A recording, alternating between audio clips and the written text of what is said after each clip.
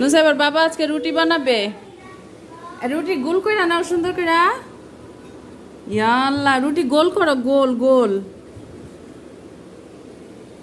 যাই হোক, সে আমার থেকে জোর করে নিয়ে নিচ্ছে, বলে দেও আজকে আমি একটু বানাই দেখি পারি কিনা, দেখি কিভাবে কি করে। 2 মিনিটে একটা রুটি শেষ করতে হবে নুসাইবার বাবার।